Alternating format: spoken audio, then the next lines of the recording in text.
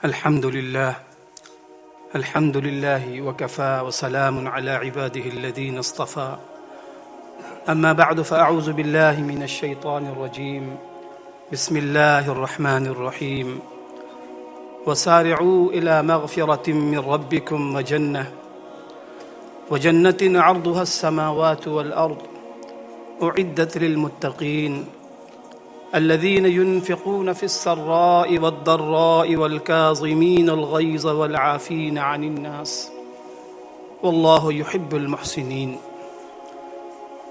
صدق الله المولانا العظيم وبلغنا رسوله النبي الكريم ونحن على ذلك لمن الشاهدين والشاكرين والحمد لله رب العالمين. إن الله وملائكته يصلون على النبي يا أيها الذين آمنوا صلوا عليه وسلموا تسليما. اللهم صل على محمد وعلى آل محمد كما صليت على إبراهيم وعلى آل إبراهيم إنك حميد مجيد.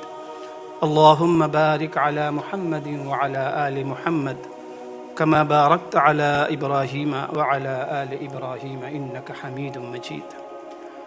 رب اشرح لي صدري ويسر لي أمري واحلل عقدة من لساني يفقهوا قولي. اللهم انفعني بما علمتني وعلمني ما ينفعني. محترم حاضرین مسجد، السلام علیکم ورحمۃ اللہ وبرکاتہ. اللہ سبحانہ و تعالیٰ کا فضل و کرم، اسی کی توفیق ہے کہ ہم سب مسجد میں جمعہ کی نماز کی ادائیگی کے لیے حاضر ہیں. اللہ کریم ہم سب کی حاضری اپنی بارگاہ میں قبول و منظور فرمائے. جو کچھ ہم سنائیں اللہ کریم ہم سب کو عمل کی توفیق عطا فرمائے. الحمدللہ، اللہ پاک کا کرم اور احسان ہے کہ اللہ پاک نے ہمیں یہ مہینہ عطا فرمایا. اس مہینے کو ماہ شعبان کہا جاتا ہے. شعبان عربی زبان کا لفظ ہے، شعبن سے نکلا ہے. شعبن کہتے ہیں نیکی پھیلانے کو، خیر پھیلانے کو. چونکہ اس کے بعد جو مہینہ آنے والا ہے وہ نیکیوں کا موسم بہار ہے، جسے بارش آنے سے پہلے ایک ہلکی سی ٹھنڈی ہوا چلتی ہے جو بتاتی ہے کہ بارش آنے والی ہے. تو اس مہینے میں خیر اور بھلائی پھیلا دیا جاتا ہے، اس کی ترغیب دی جاتی ہے، اور آنے والے مہینے کی تیاری کے طور پہ اس کے اندر خیر و برکت پھیلائی جاتی. اور یہی وجہ ہے کہ رحمت عالم صلی اللہ علیہ وسلم نے رجب کے مہینے میں جو دعا مانگی تھی کہ اللہم بارک لنا فی رجب و شعبان، کہ مولا کریم ہم سب کے لیے، ہمارے لیے ماہ رجب اور ماہ شعبان کو بابرکت بنا دی، ہمیں برکتیں عطا فرمائی. برکت کا لفظ ہم بارہا سناتے ہیں، پڑھتے ہیں. برکت کسے کہتے ہیں؟ علماء نے لکھا ہے کہ برکت کا سادہ سا ترجمہ یہ ہے کہ برکت اللہ پاک کی طرف سے گارنٹی کا نام برکت. برکت کے مقابلے میں جو لفظ بولا جاتا ہے کثرت. فرمائے کہ کثرت انسان کا ایک اپنا اندازہ ہوتا ہے. انسان یہ سمجھتا ہے کہ مال کے اندر کثرت ہو جائے، چیزوں کے اندر کثرت ہو جائے تو میرا سارا مسئلہ حل ہو جائے. اس کا اندازہ ہے کبھی صحیح کبھی غلط ہو جاتا ہے. بہت سے مواقع پر ایسا ہوتا ہے کہ چیزوں کی کثرت ہوتی ہے لیکن انسان اس سے سکون، انسان اس سے طمانینت نہیں حاصل کر سکتا، وہ چیز بیکار رہ جاتی ہے کثرت کے باوجود. تو برکت اسے کہتے ہیں کہ برکت کا ترجمہ ہوتا ہے، برکت کہتے ہیں کہ کسی چیز کے اندر اللہ پاک کی طرف سے گارنٹی. اور یہی وجہ ہے کہ ہمیں دعا جو سکھائی گئی ہے رحمت عالم صلی اللہ علیہ وسلم کی جو مسنون دعائیں ہیں، آپ نے صحت میں کثرت نہیں برکت مانگی کہ اللہ زندگی میں، عمر میں برکت عطا فرما، یا اللہ مال میں برکت عطا فرما، یا اللہ وقت میں برکت عطا فرما، یا اللہ اولاد میں برکت مانگی. تو رحمت عالم صلی اللہ علیہ وسلم اس مہینے کے حوالے سے بھی ایک تو دعا یہ بتاتی ہے کہ رحمت عالم صلی اللہ علیہ وسلم کو رمضان کریم کے پانے کا کتنا اشتیاق ہوتا تھا، کتنا شوق ہوتا تھا. حالانکہ آپ تو یقین کریں، آپ تو بخشے بخشائیں ہیں. آپ کے صدقے میں مغفرت ہوگی، آپ کے صدقے میں جنت ملے گی، آپ کے صدقے میں ساری دنیا آخرت کی نعمتیں ہمیں ملتی ہیں اور ملتی رہیں گی. آپ کو بظاہر ضرورت نہیں ہے، لیکن یہ امت کو سمجھانے اور سکھانے کے لیے رحمت عالم صلی اللہ علیہ وسلم رمضان کریم کا اشتیاق اور رمضان کی طلب تڑپ تمنا کا اظہار اس دعا کے اندر. تو دعا اگر ہم نے اب تک نہیں پڑھی تو اس دعا کو ہم ریپیٹ کر لیں. اللہم بارک لنا فی شعبان وبلغنا رمضان. رجب تو چونکہ چلا گیا ہے کہ اللہ شعبان کے جو ایام رہ گئے ہیں، جو دن رہ گئے ہیں، ان دنوں کو، ان اوقات کو، لمحات کو ہم سب کے حق میں بابرکت بنا دیں. کیا مطلب بابرکت؟ کہ زیادہ سے زیادہ اعمال صالحہ کرنے کی اللہ توفیق عطا فرمائے اور اتنی زندگی عطا کر دے کہ رمضان کو پانے والا بن جاؤں، ان لوگوں میں بھی شامل ہو جاؤں جو رمضان کریم کو صحت کی حالت میں صحت کے ساتھ پائیں. تو بہرحال یہ شعبان کا مہینہ ہے، برکتوں والا مہینہ ہے، بڑی فضیلت والا مہینہ ہے، خیر والا مہینہ ہے. رحمت عالم صلی اللہ علیہ وسلم نے اس مہینے کے بارے میں فرمایا کہ شعبان الشہری، اے لوگو شعبان میرا مہینہ. اب اندازہ لگائیں کہ جس چیز کی نسبت رحمت عالم صلی اللہ علیہ وسلم اپنی جانب کر لیں، اس سے زیادہ کسی چیز کی عظمت اور کیا ہو سکتی ہے، اس سے زیادہ کسی چیز کی فضیلت اور کیا ہو سکتی ہے.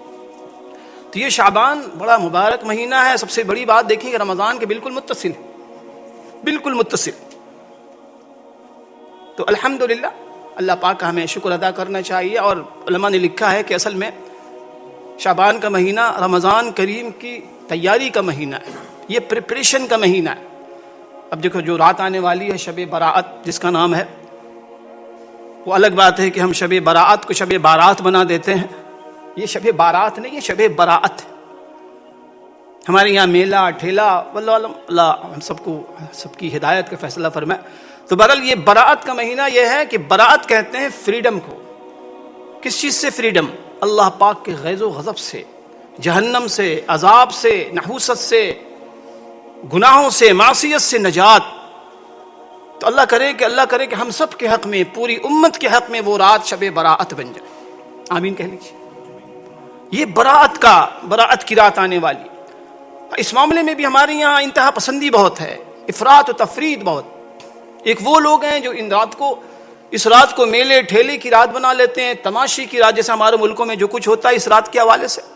دوسرے وہ لوگ ہیں جو اس رات میں کسی نیکی کرنے کو بدعت کہہ دیتے ہیں، بدعات و خرافات کہہ دیتے ہیں. دونوں کے درمیان دیکھیں اسلام اعتدال، کہ ہر عمل کو اس کے درجے میں رکھا جائے، ہر شخصیت کو اس کے درجے میں رکھا جائے.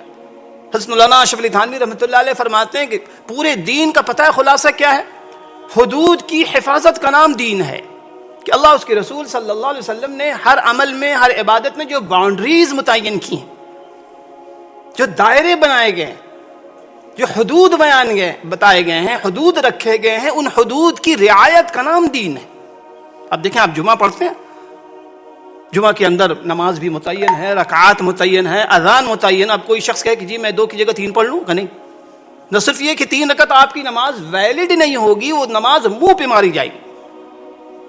دین کیا نام ہے؟ دین اللہ اس کے رسول صلی اللہ علیہ وسلم کی اطاعت اور اتباع کا نام ہے. اپنے شوق پورا کرنے کا نام دین نہیں ہے، اپنی عقل لگانے کا نام دین نہیں. تو الحمدللہ اللہ پاک نے ہم یہ شعبان کا مہینہ عطا فرمایا. تو یہ اصل میں تیاری کا مہینہ ہے. استاد کہا کرتے تھے دیکھو جب کسی بڑے دربار میں تم حاضر ہوتے ہو، کوئی بڑا سفر ہوتا ہے، بڑا امتحان ہوتا ہے، تو آدمی اس کے لیے کیا کرتا ہے؟ تیاری کرتا ہے. اللہ پاک کا ایک بڑا دربار لگنے والا ہے، جہاں رحمت کی بارش ہونے والی ہے، جہاں ایک نفل کا ثواب فرض کے برابر ہونے والا ہے، جہاں ہر نیکی کا ثواب 70 سے 700 گنا تک ہونے والا ہے، جہاں جس مہینے میں شیطان کو بند کر دیا جائے گا، پابند سلاسل کر دیا جائے گا، جس مہینے میں اللہ پاک کی رحمت کے دروازے کھل جائیں گے. اتنا مبارک مہینہ آنے والا ہے جس کی تمنا کیا ہے جناب رسول اللہ صلی اللہ علیہ وسلم نے اور صحابہ کرام نے. صحابہ کہتے ہیں کہ رمضان کا اس قدر اہتمام اشتیاق ہوتا تھا کہ ہم رمضان کے آنے سے 6 ماہ قبل رمضان کے پانے کی دعا کرتے تھے، اور رمضان کے گزر جانے کے بعد 6 مہینے تک ہم رمضان میں کی جانے والی نیکیوں کی قبولیت کی دعا کیا کرتے تھے، یا اللہ قبول فرما لے. تو اتنا مبارک مہینہ آنے والا ہے، اتنا مبارک مہینہ آنے والا ہے، اس کے لیے تیاری. دنیا کا بھی طریقہ ہے. دیکھیں آپ کوئی سفر پہ جاتے ہیں، آپ اس کے لیے پریپریشن کرتے ہیں، اس کی تیاری کرتے ہیں، منصوبہ بندی کرتے ہیں، ایک ٹارگٹ ہوتا ہے. تو یہ رات اسی لیے ہے. تقی عثمانی صاحب دامت برکاتہم فرماتے ہیں کہ یہ رات اصل میں سچی بات یہ ہے کہ یہ رات رمضان کے حوالے سے استقبال کی رات ہے۔ رمضان کا استقبال کس انداز سے آپ کریں گے؟ آپ ابھی سے اس کے لیے پلاننگ کریں کہ اس مرتبہ انشاءاللہ رمضان میں ہم نماز کی پابندی کریں گے، اس مرتبہ رمضان میں نہ صرف یہ کہ ہم تلاوت کریں گے، سمجھ کے تلاوت کرنے والے ہوں گے، اس مرتبہ رمضان میں تراویح ہم انشاءاللہ پچھلے سال کے مقابلے میں بڑی اطمینان سے تراویح پڑھیں گے، قرآن مجید سنیں گے، مزید اعمال میں اضافہ کریں گے۔ اب دیکھیں ہم مسجد میں آتے ہیں، چھوٹی چھوٹی نیکیاں بظاہر بہت چھوٹی ہیں لیکن بڑا اجر۔ اب جب بھی مسجد میں آپ انٹر ہوں، اعتکاف کی نیت کریں کہ نویت الاعتکاف، نفلی اعتکاف۔ اب جتنی دیر مسجد میں بیٹھے ہوں گے آپ کو اعتکاف کا ثواب ملے گا۔ ابھی سے دعا مانگنے کا معمول بنا لیں، اور الحمدللہ بڑی خوشی ہوتی اس مسجد میں، اللہ جزا خیر دے ہمارے دونوں ائمہ کرام، بڑا اچھا نظام دعاؤں کا، بہت اچھا نظام درس، طبیعت خوش ہو جاتی۔ تو دعا ہے ان مسجد کے جو معمار لوگ تھے، فاؤنڈرز لوگ تھے، اللہ ان کو کروٹ کروٹ جنت نصیب فرمائے۔ یہ جو مسجد میں ہم بیٹھے ہیں، یہ ودن اے ڈے اور ودن اے منتھ کا ثمرہ نہیں ہے، یہ بڑی قربانیاں اس مسجد کے پیچھے، اس میں تعاون کرنے والے لوگ، معاونین، اس کو محبت کے ساتھ اس کو سنوارنے والے، آباد کرنے والے لوگ، اگر وہ دنیا سے جا چکے ہیں اللہ کریم بال بال ان کی مغفرت فرمائے، اور اس صدقہ جاریہ کو آنے والی نسلوں میں اللہ جاری و ساری رکھے، اجر و ثواب پہنچے۔ بڑی قربانیاں ہیں کسی چیز کو قائم کرنے میں، اس کو باقی رکھنے میں بڑی قربانیاں ہوتی ہیں۔ ہمارے یہاں ایک بڑا مسئلہ ہے کہ آج کل اپریشیشن کا ماحول نہیں ہے، ایک دوسرے کا شکریہ ادا کرنا، ایک دوسرے کا شکر گزار ہونا، یہ جذبہ دوسروں کے اندر چلا گیا۔ ایک دوسرے کا شکریہ ادا کیا کیجیے، گھروں میں، باہر، استادوں کو، ائمہ حضرات، علماء حضرات، گھروں میں بچے ایک دوسرے کو شکریہ ادا کیا کر۔ بہرحال وقت بہت مختصر سا ہے، تو حضرت کا میں بڑا مشکور ہوں، حضرت کا حکم تھا کہ کچھ دین کی باتیں بتائی جائیں۔ تو مگر عرض کرنے کا مطلب یہ ہے کہ دیکھیں دعائیں بہت اہم۔ مفتی شفیع صاحب رحمۃ اللہ علیہ لکھتے ہیں کہ دیکھو اللہ پاک نے دعا مانگنے کا حکم دیا ہے، دعا پڑھنے کا نہیں۔ ہمارے یہاں دعا پڑھنے کا معمول ہو گیا، دعا مانگیں، مانگا ایک چیز مانگی کیسے جاتی ہے؟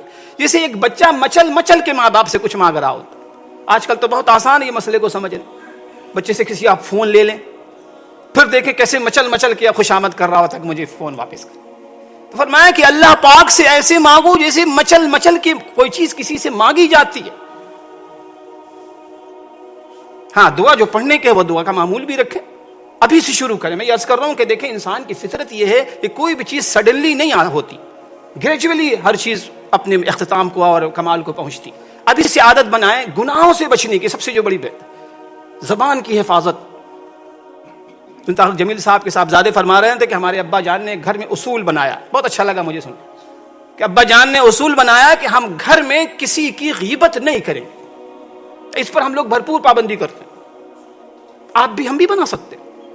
آج سے اپنے گھر میں بتائیں خواتین کو، ہماری بہنوں کو، ماؤں کو انشاءاللہ کہ کم از کم، تو ہر سال ہر دن حرام ہے جو گناہ ہے، لیکن رمضان کے احترام میں کچھ ایسے اعمال کو متعین کریں کہ انشاءاللہ آج کے بعد کسی کی غیبت نہیں کریں، کسی کی دل آزاری نہیں کریں گے، کسی کا دل نہیں دکھائیں گے، کسی پر ظلم نہیں کریں گے، گناہوں سے بچنا۔ اب رمضان کا جو اصل مقصد ہے گناہوں کو چھوڑنے کا نام تقویٰ ہے۔